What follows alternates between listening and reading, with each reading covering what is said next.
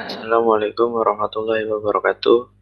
Saya Ilham Fakih dengan NIM 415191110101. Saya ingin mendeskripsikan tentang e-commerce, tugas pengantar cloud computing, modul ke-8.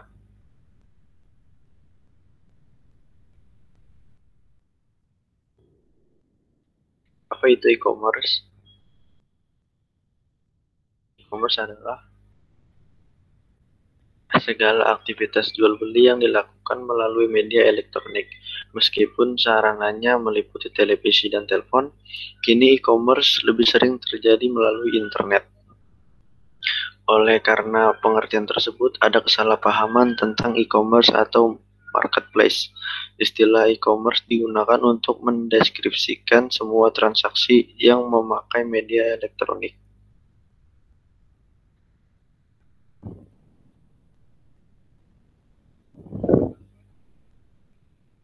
Jenis e-commerce satu ada business to business atau B2B.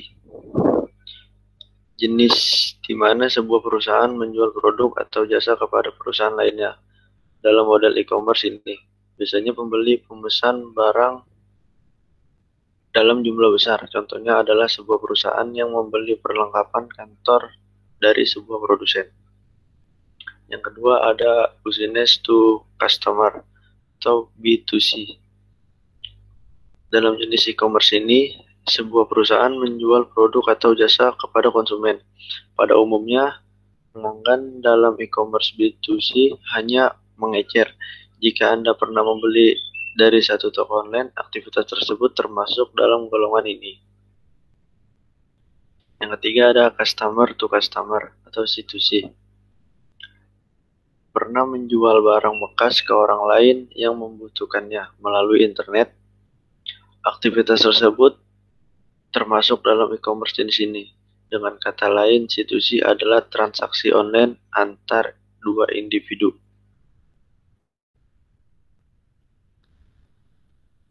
Yang keempat ada customer to business atau C2B. Berkebalikan dengan B2C, e-commerce C2B adalah skenario di mana seorang menjual produk atau layanan kepada sebuah perusahaan. Seorang graphic designer misalnya menawarkan dan menjual logo buatannya kepada sebuah bisnis makanan.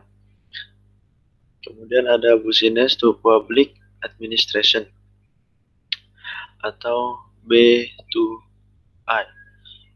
Model e-commerce ini mirip dengan B2B, tetapi pelakunya adalah bisnis dan lembaga pemerintah. Contoh B2B adalah jasa pembuatan website untuk sistem administrasi online. Kemudian ada customer to public administration atau C2A. Jenis e-commerce ini berjalan seperti C2B, namun transaksi dilakukan oleh individu dan lembaga pemerintah. E-commerce dengan model C2A jarang ditemui di Indonesia. Jenis transaksi yang terjadi biasanya berbentuk jasa.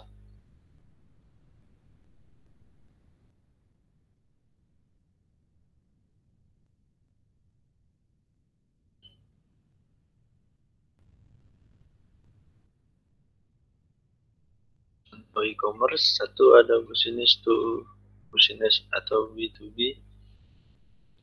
Nah, contohnya satu adalah Electronic City, menjual perlengkapan elektronik kantor dan rumah tangga.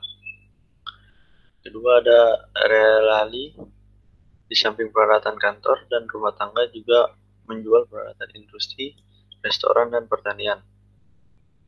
Tiga ada MB, sama seperti Relali, tetapi juga menyediakan jasa seperti housekeeping dan perbaikan dinding. Dua ada business to customer atau B2C. Contohnya satu Lazada, menyediakan fashion, aksesoris, kosmetik, dan elektronik pribadi. Yang kedua ada Blibli.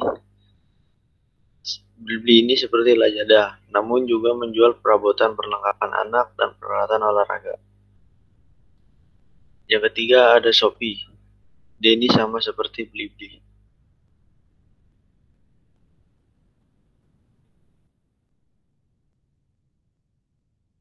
Terus ada customer to customer atau C2C. Yang pertama ada OLX, menjual berbagai produk mulai dari keperluan pribadi hingga kendaraan dan peralatan rumah tangga. Terus ada Tokopedia.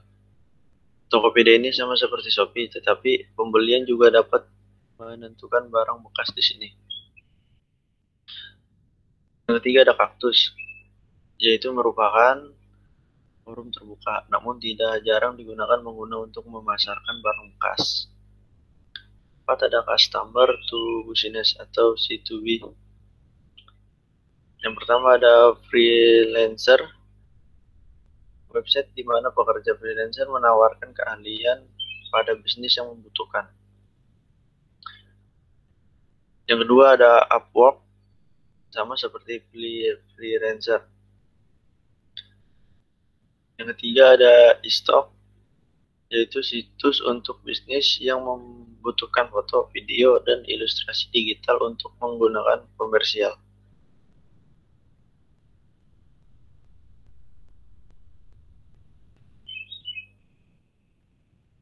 Yang kelima ada Business to Public Administration atau B2A. Ada Clue, menyediakan perangkat lunak untuk membantu kerja perusahaan dan lembaga pemerintahan termasuk sistem administrasi kendaraan dan aplikasi analitik. Yang kedua ada Sela, membantu pemerintah melakukan administrasi publik dengan konsep software as a service.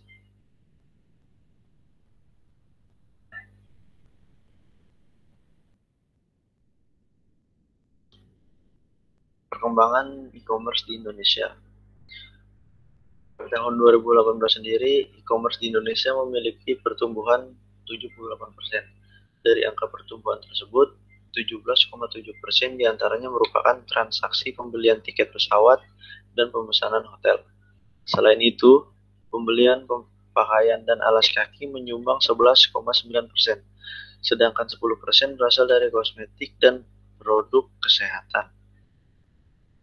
Dinilai dari statistik tersebut, memiliki sebuah situs e-commerce tentunya akan sangat menguntungkan, baik bagi Anda yang sudah memiliki bisnis maupun yang baru akan memulai. Apalagi e-commerce menawarkan banyak manfaat.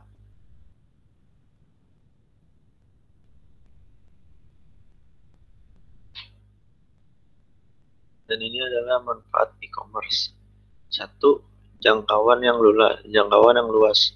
Sebagai pemilik toko konvensional, Anda hanya dapat menjangkau pembeli dari daerah yang sama.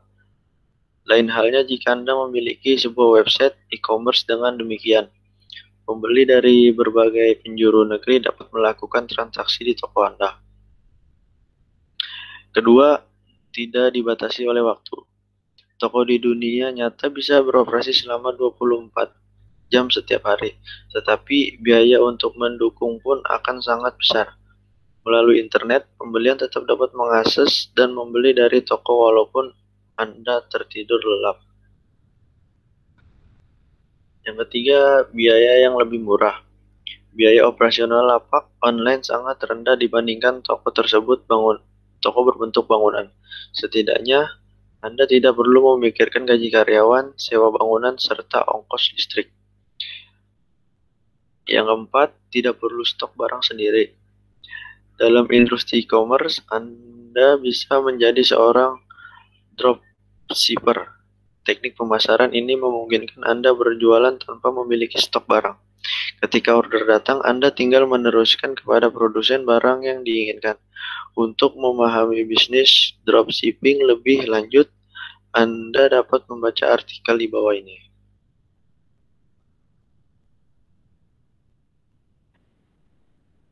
Kemudian, kemudahan mengelola transaksi dan pengiriman. Dengan memiliki toko online, Anda tidak perlu pusing memikirkan cara transaksi dan pengiriman barang.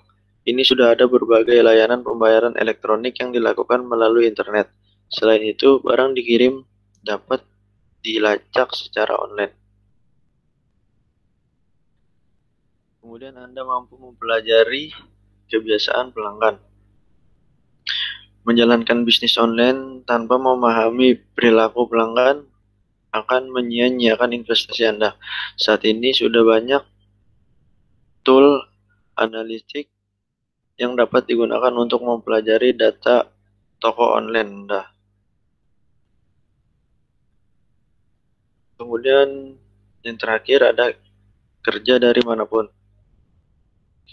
Seperti yang telah disebutkan sebelumnya, toko online dapat diakses kapanpun. Oleh karena itu, Anda dapat menjalankan dari mana saja asal memiliki perangkat dan koneksi yang internet yang memadai.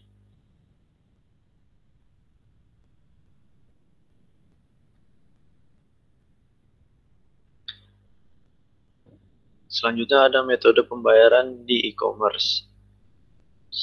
Ke-1, pembayaran elektronik.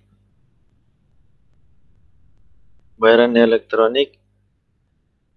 dengan metode ini menggunakan internet banking, kartu kredit atau debit, atau dengan uang digital yang sudah beredar seperti GoPay, OVO, Link Aja, Dana, dan lainnya. Yang kedua, pembayaran cash on delivery atau cash on delivery. Transaksi pembayaran dengan metode ini dilakukan secara langsung, jadi penjual dan pembeli akan bertemu dengan kesepakatan. Bisa juga dengan bantuan perantara kurir. Setelah menerima barang, pembeli membayarkan uang secara tunai kepada pihak penjual. Pembayar menggunakan metode ini juga dapat meminimalisir terhadap penipuan secara online. Kemudian pembayaran lewat transfer.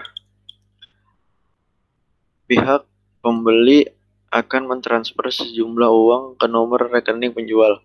Setelah membayar barang, baru akan dikirim oleh penjual melalui jasa pengiriman.